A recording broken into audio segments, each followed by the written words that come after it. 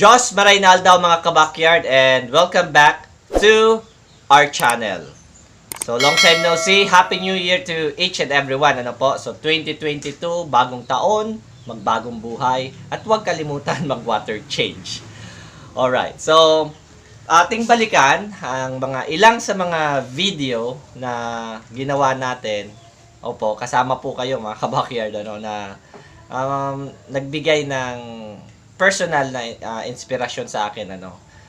Dito ko kasi nakita na kahit iba-iba po tayo sa hobby na ito, iba-iba yung gusto natin kasi merong mga hobbyist ng gapi, ng beta, mga monster fish, at iba pa. Kahit magkakaiba tayo, pero still nagkakaisa tayo sa ating mithiin, yung gusto natin sa pag-alaga ng mga isda or aquarium fish. At ibinibigay natin yung oras, yung panahon, yung pera, expenses, di ba? So, ito pong mga susunod na video, ito po yung mga, sabi nga ito yung mga nagbigay sa akin ng personal na inspirasyon sa akin. Kasi, hindi ikukumpira yung sipag at tiyaga na ibinibigay nitong mga tao na to, no?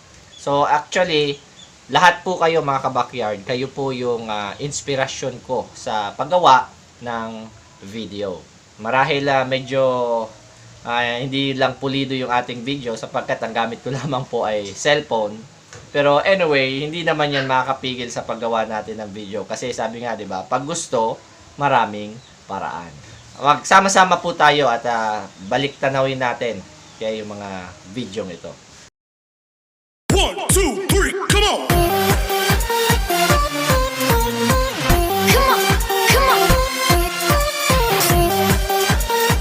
Welcome to Bicol Backyard Aquarium!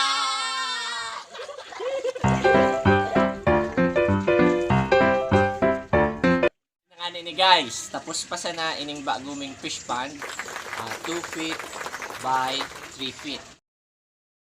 Actually, in reality, wala naman po talaga akong idea kung ano ba talaga yung vlog, okay? Yung pagba-vlog, okay? Kaya nga yung unang video natin ay pinakita, wala lang, parang katuwa lang namin yun ng anak ko, no? Tapos yung kumukuha ng video noon ay yung aking asawa. So wala naman talaga akong idea kung paano gawin or paano magsimula ng isang YouTube channel or vlog, okay? So basta ang ginawa ko lang, dinocument lang namin yung bagong gawa naming fish pond. Tapos yun na, okay? Pero ang kagandahan nun kasi may mga nagre-respond, okay? Kayo po yun mga kabakyard, okay? So, gumawa ulit ako ng isang video hanggang pangatlo, tapos gumawa na ako ng how to, yung paano mag-breed ng gapi, pero Bicol pa yon. Kasi may nag-suggest doon na sana gawin na natin ng Tagalog. So, yun, ginawa natin yun, no? So, lahat ng ito mga kabakyard, hindi ko ito magagawa kung wala po kayo. Tama.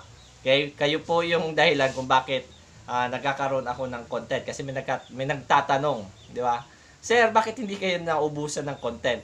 Hindi ako naubusan ng content kasi marami po kayong tanong, marami kayong question. So, kayo po yung dahilan kung bakit tayo nagkakaroon ng mga episodes. Okay? Kayo po yun. At maraming salamat sa inyo mga kabakyard.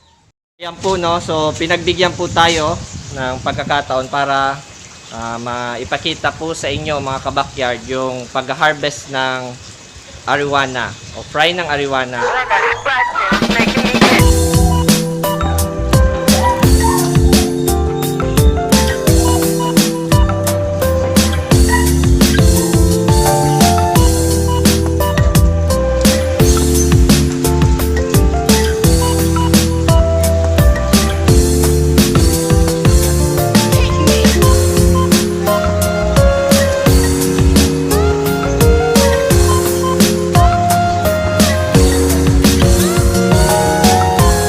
Isa rin po mayaman yung ating lugar, yung Bicol region. Okay? Mayaman siya sa fresh water, okay?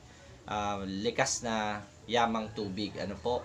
So ito po ay pwedeng magbigay ng livelihood sa mga Bicolano, okay? Syempre, ang kailangan lang naman talaga natin ay sipag at tiyaga at sabi nga maparaan.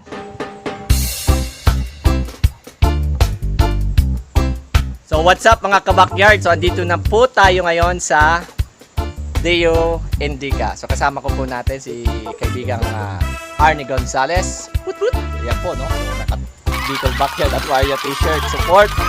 So, may titignan po tayo ngayon mga aquatic plants na naririto sa Deo Indica.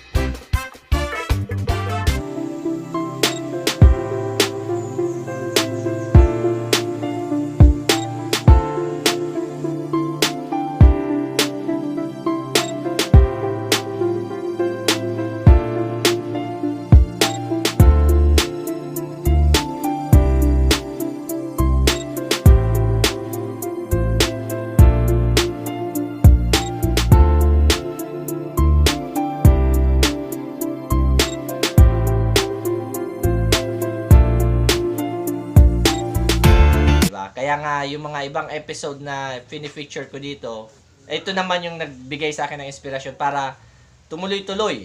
Okay? Tumuloy-tuloy tayo sa hobby at maging creative tayo. Di ba? So, kahit na yung iba nga dito na features ko ay mga teacher, nurse, okay? May mga trabaho sila, pero tuloy pa rin sila sa hobby na ito. Sapagkat libangan. Okay? Sabi nga natin ay stress relief. Di ba? At aside from that, nakakatulong din tong magkaroon tayo ng additional income. Pero syempre, ano na lang yun, bonus na lamang po yun. Ano? Yung importante dito, nagkakaroon ka ng kaibigan, di ba? Kakaroon tayo ng connection sa mga ibang tao na magtuturo sa atin sa hobby na ito at na-improve natin yung ating sarili, yung pag-alaga natin ng mga isda. Okay? So, habang tumatagal, at the end, natututo tayo. Masipag. Alright. So, yun po, no? Tiyaga, sipag. Okay? So, ngayon naman po, sa mga breeders and grow out mo, ano yung usually yung mga pinapakain mo sa ating mga alaga? Depende kapag, newly hatch, kailangan, BBS, siyempre. Para madali makain ng fry. Maliit kasi yung bunganga ng fry. Hindi kakayanin yung duck niya. Kaya mas maliit, mas maganda. Okay, so yun mga kabakyard, no? BBS, Artemia. Ngayon, pag mga junior size na siya, Junior size, pwede ka na mag-introduce ng mas malalaki na. Pwede na yung moina, kiti-kiti. yung kitikiti. So yun. So, Mas maganda, protein diet na. maganda pa rin talaga yung live foods pala. Siyempre, hindi natin may kakaila talaga, no? Magkaiba-iba yung estado natin sa buhay, iba-iba yung sitwasyon natin sa buhay, 'di ba? Merong may kaya, merong wala. Pero itong hobby na ito, pag pinasok natin 'to, nagkakaroon tayo ng pantay-pantay, 'di ba? So, lahat ay sinishare yung pagmamahal nila sa hobby, okay? Yung pagmamahal natin sa pag-alaga ng isda, okay? At ito na rin yung nagbibigay sa atin ng parang tinatawag nating brotherhood, di ba? Or di ba, tropa, di ba? So, 'yun. So, pag nakita natin yung community ng mga fish hobbyists from betta breeders, guppy breeders, di ba? Mga monster fish breeders, mga aquascaper, ayan, di ba? So, maliit lamang na community to, pero sila mismo ay they're sharing their passion, okay? Their passion, their time, their mga idea or paano ma-improve yung hobby. So, yun po yung nagsisilbing inspirasyon ko sa hobby na ito.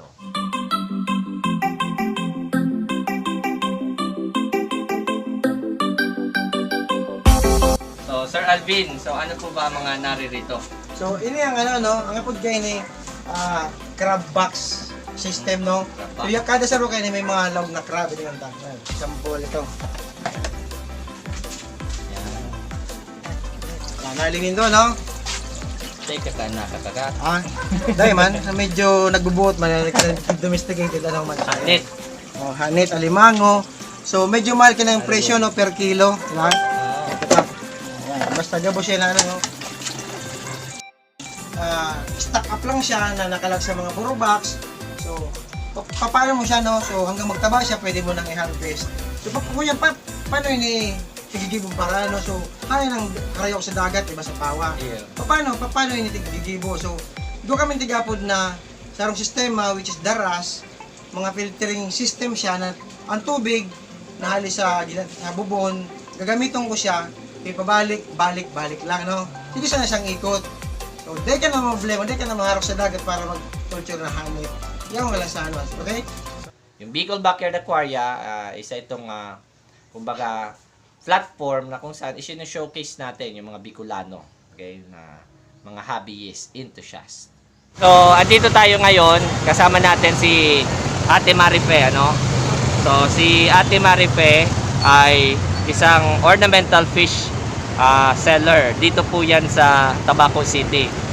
So, Ate Marife, ilang taon or buwan na po kayong gumagawa ng ganitong livelihood? 6 months na po na nagtitinda ako kay Ining Sira na sa pang aquarium. Okay, so 6 na buwan mga kabakyard. So Ate Marife, kumusta naman? Kasi ang tanong, meron bang kita, ano? Meron po bang nakukuha tayong kahit kaunti, kahit papano sa ganitong livelihood? Iyo po na may kita po iyan na sa sira. Lalo na sir, pag tataw po talaga mag-breed kang sira, siyempre pag nalagaan mo ang sira, ang lambang kayang sarong sira, lalo na pag nagbubunay o nag-uugon, pag naalagaan mo iyan, mapapadakon mo iyan, maski sa sarong sira ka lang magpo. So pag nag-breed ka, Opo, no? pag nag-breed ka po. So that's it. Maraming salamat po mga kabakyard, ano? So actually talaga maraming salamat sa inyo kasi kayo po talaga yung dahilan kung bakit patuloy pa rin tayong nagva-vlog, ano? So asahan nyo po ngayong taon na ito na 2022, marami pa tayong makikilala, marami pa tayong mapupuntahan at marami pa tayong matututunan, okay, sa hobby na ito, no, sa pag-alaga ng aquarium fishes, okay? So thank you very much, okay, in behalf of my family. Allow me to greet everyone Happy New Year, okay, from Bicol Backyard Aquaria. So hanggang dito na lamang po. Maraming salamat sa inyo. Paulit-ulit na malaking pasasalamat ko sa inyo mga kabakyard. So once again, my name is Reno and this is Bicol Backyard Aquaria nagsasabing Happy New Year at Diyos ang magbalos.